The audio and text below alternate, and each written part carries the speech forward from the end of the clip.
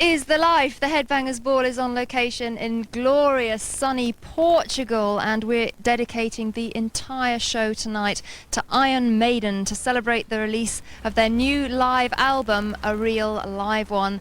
And first up tonight, I'm joined by Steve and Dave. So welcome to you guys. Nice to see you again. And why did you decide to come down here to rehearse in Portugal? Because I think it's the first time you have. Is that right? Yeah, it's the first time. I've had a place down here for about 7 years, and Nico came down and stayed here once before and really liked it. So we just decided to come down here, and I know a lot of people down here, so it was easy to find a rehearsal place and a warm-up gig as well. So it's perfect, really. It's nice weather as well. So absolutely, why not? It's fabulous. So you're in rehearsals for your upcoming European tour, as I said earlier. How long would you actually spend rehearsing? Just a couple of weeks. We tend to rehearse for, I don't know, a week, 10 days, just instrumentally, and then Bruce will come in for the last week or so, and that's always the way we've rehearsed. So, we get everything really tight musically, and then Bruce comes in and puts the icing on the cake sort of thing. We tend not to over-rehearse. We take it to a certain point, and then we just want to it kind of keeps the edge, so when we're gone for the first gig, it's kind of got an edge. So we kind of draw a line from over rehearsing. We just hold it back a bit, but tight enough for the band to be firing, Of course. Can you tell us a little bit about the staging and production of the upcoming tour?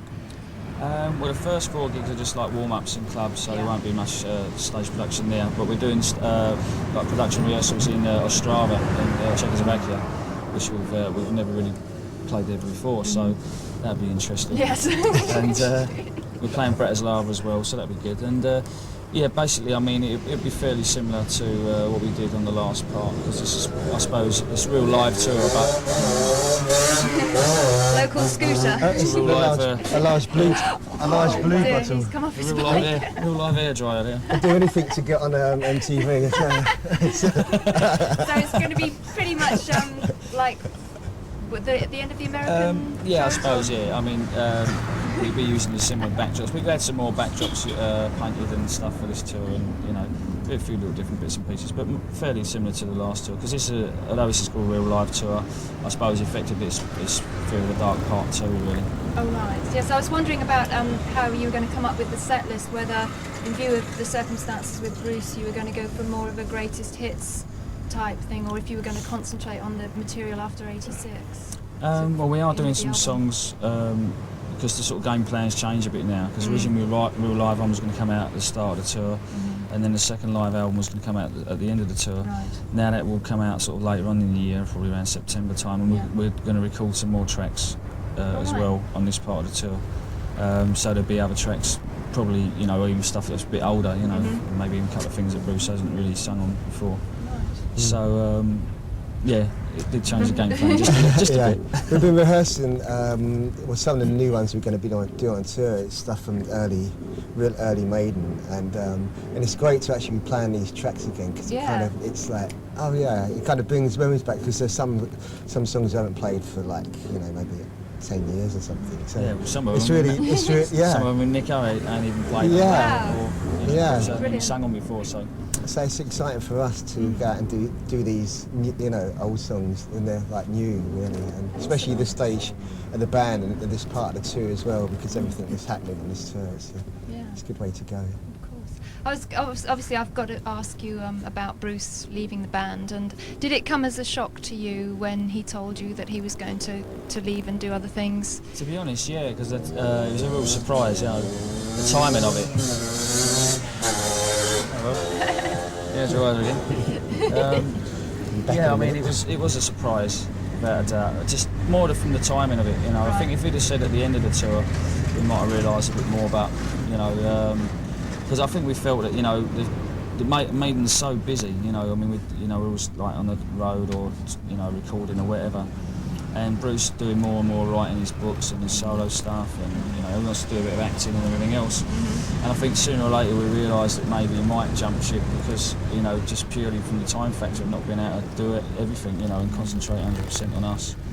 So you know, it wasn't a total surprise, but just the timing of it was a surprise because it was in between the two tours, and this tour has been arranged from a long time ago. So the tickets were already on sale, and you know, they're all, well, most of the places were pretty much sold out. So, I mean, basically, really, I suppose he's honouring these shows, you know, which is good because otherwise, you know, we didn't want to have to cancel. No, of course. But at least it's given you plenty of time to start looking for somebody else, and we will talk about that in the next little interview segment. But right now we're going to go into another Iron Maiden video, and this is the first single from the album, a real live one, and recorded at Donington in last year actually, and a great video. And I really love the way you can hear the crowd and everything. Really great atmosphere to the band. We're on location in Portugal, beautiful sunshine, and in the last segment we were talking about how Bruce's departure had affected the tour and so on.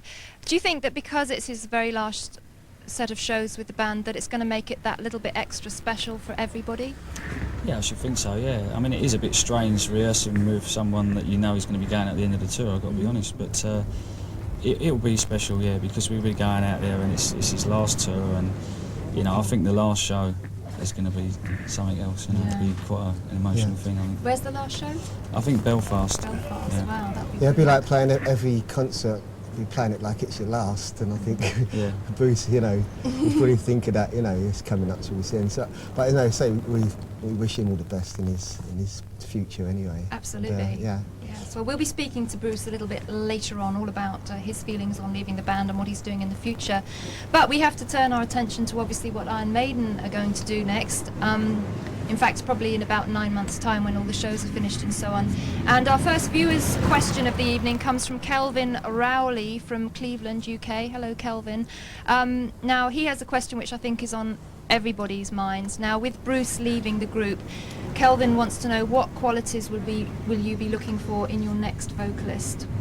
Well, obviously the bottom line is he's got to be a good singer, obviously. And obviously we're trying to find somebody that's, you know, really hungry for it and has really got the fire in his eyes and wants to go out there and really be 100% into the band, you know. Because obviously Bruce doing all his solo stuff, you know, it's just not possible for him to give 100% if he's doing all his other things. So we want someone who's going to be just totally focused on Maiden, and it's so important on stage for us all to be, you know, just totally 100% full on, yeah.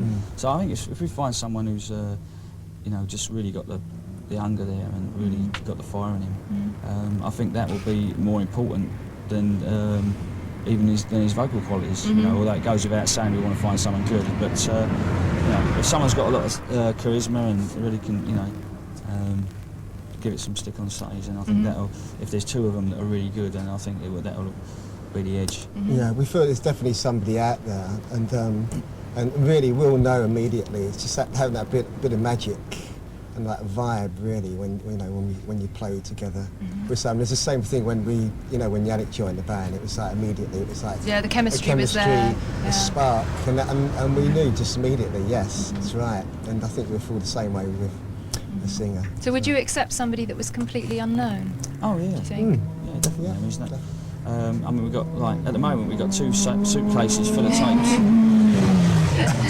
Another bike.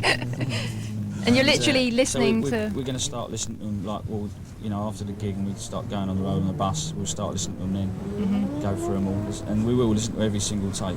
You know, we're not going to give it the job for someone else to do, we're going to listen to ourselves, because there are loads of tapes. But long job, isn't it? Yeah, but, you know, this is so important that we want to make sure that, you know, we don't miss anybody in case, you know, there's someone out there that is that happening. You know, we're ashamed to sort of miss out on that.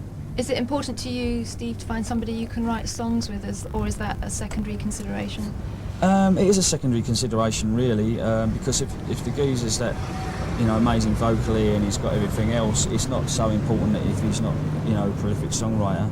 But yeah, it certainly would be an asset, you know, if he can write songs, because it just bring another different side to the band, and that is important, but it's not as important as being able to do everything else.